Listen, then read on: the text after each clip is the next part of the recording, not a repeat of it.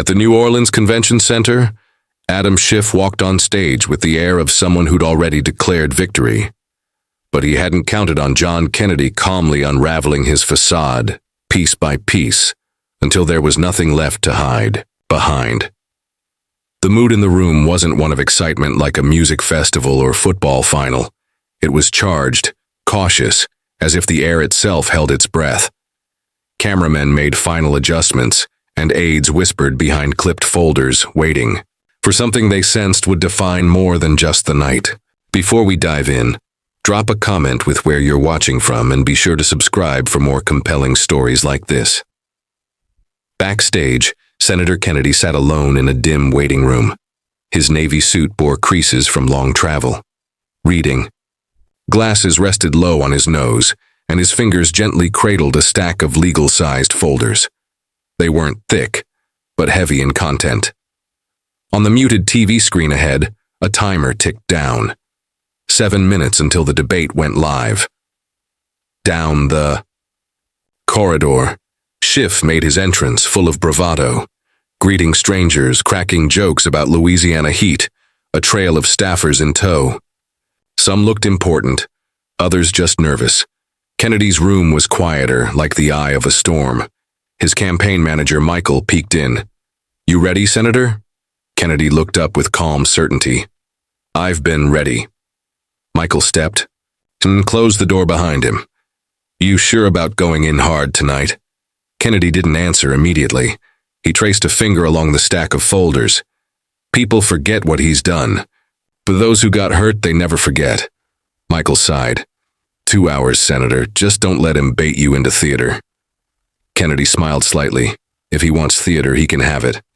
"I brought receipts." Out in the main hall, every seat was filled. The moderator approached the podium precisely on schedule. "Good evening, Louisiana, and welcome to tonight's national debate, broadcast live." Applause surged as both men were introduced. Schiff strode out first, animated and full of gestures. Kennedy followed, composed, no theatrics. At his podium, he placed his folders down almost reverently. He didn't even look at them. The moderator explained the rules: 2 hours, alternating answers, no interruptions. Schiff smirked. The crowd chuckled. Kennedy scanned the audience quietly. No expression. The moderator turned to Kennedy first. "Senator, what do you think is the greatest failure of the American political system today?" Kennedy's response came low and steady. "Political failure rarely starts with the people. It starts in closed rooms, with decisions meant to help a few, while the rest deal with the fallout." He didn't raise his voice. He didn't have to. The room held still. Schiff pounced. "Failure is letting men like him pretend they understand governance. I've served, defended democracy. He's just talked about it." Some laughed. Some looked down. Kennedy didn't blink. He leaned forward, his voice unchanged. "You defend democracy, but sometimes in doing so, you've harmed it too, especially in moments you're most proud of." The moderator cleared their throat, but the tension had already shifted. From the beginning, Schiff did what he was best at, controlling the tempo, interrupting, laughing loudly at his own wit, grandstanding. "We had a strong democracy. It was gutted. You've lived through it," he declared, gesturing broadly. "You don't need a history lesson from a guy reading off memos." The crowd howled. Schiff's team exchanged nods. Kennedy stood motionless, fingers folded on the podium. When his turn arrived, he countered with hard facts: economic inequality, small-town decay, rural communities overlooked. Schiff dismissed him again. "Look, this guy reading from his stack. You don't run a nation on documents, you run it with guts." This time, the response was mixed. A few chuckles, but mostly murmurs. Kennedy replied evenly, "Guts without reason lead nations off cliffs." The silence that followed was sharp. Then, scattered applause. The moderator shifted gears to leadership and accountability. Schiff saw his chance.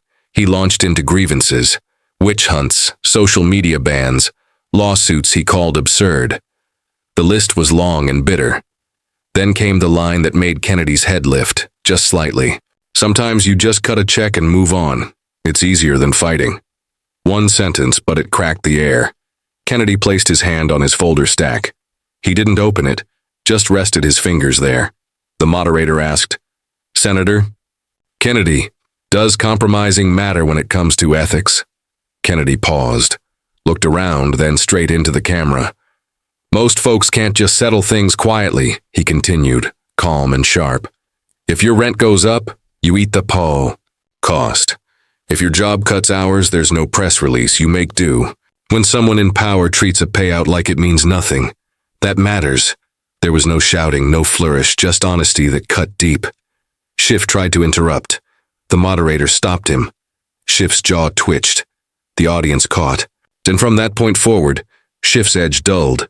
He mocked inequality, met with scattered frowns. He accused the moderator of bias. People shifted. Then he called Kennedy a fame-seeking curmudgeon. That's when a man in a blue jacket stood up and walked out. Not angry, just finished. His seat stayed empty. Kennedy noticed but didn't move. The focus had shifted, not because Kennedy was flashy, because he was immovable, and the moment was building. The moderator asked about restoring trust in government. Kennedy leaned into the mic. "My father ran a grocery store, didn't say much. But if he sold you something, it was good. That's trust. Washington breaks that every day, and I carry that truth every time I vote." The room hushed. Even Schiff's team listened. Kennedy kept going. "He worked until he couldn't stand. And I carry that memory every time I hear someone struggling while power plays out on stages. Like this." He turned to Schiff. "Some of us can't just write checks and vanish." Schiff's body stiffened. Kennedy pressed forward. "David worked on a California project you backed. Lost his job because of regulations you pushed. Tried to fight. You buried him in court costs. He settled, but only if he stayed silent. I'm not David." Schiff opened his mouth, then closed it. Kennedy pulled a single paper from his folder. A legal document. "I've read dozens like this, people lost in fine print. Settled, silenced, discarded." He didn't yell. He just let the words drop. "Mary, sick leave fired. Thomas, underpaid. Sarah, whistleblower silenced. All buried." The moderator asked, "Do these cases reflect on Senator Schiff?" Kennedy replied without pause, "When you use silence as currency, it changes you. If you treat people as disposable behind closed doors, you'll treat them the same in public." Office. There was no applause, no fanfare, just a silence that stuck. Kennedy opened another file. "Mark warned your committee in 2019 you were pushing the Russia narrative without proof. He was fired.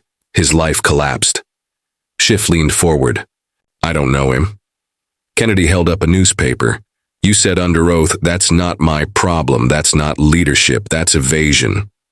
One clap, then two, then quiet again. Schiff tried to reclaim ground.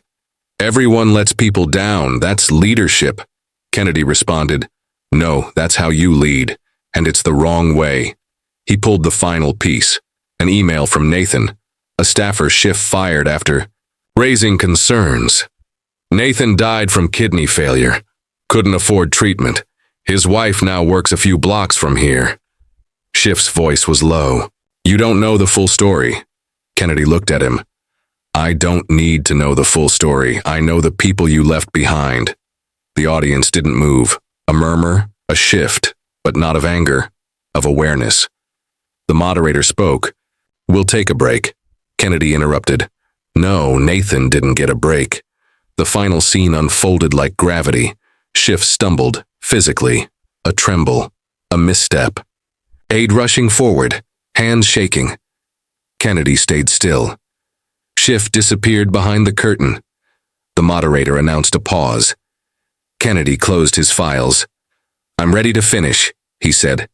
But the nation was already watching. The moment would not be undone. Not by collapse, not by silence. Kennedy's words would echo, and his voice, steady, unshaken, was only beginning to rise.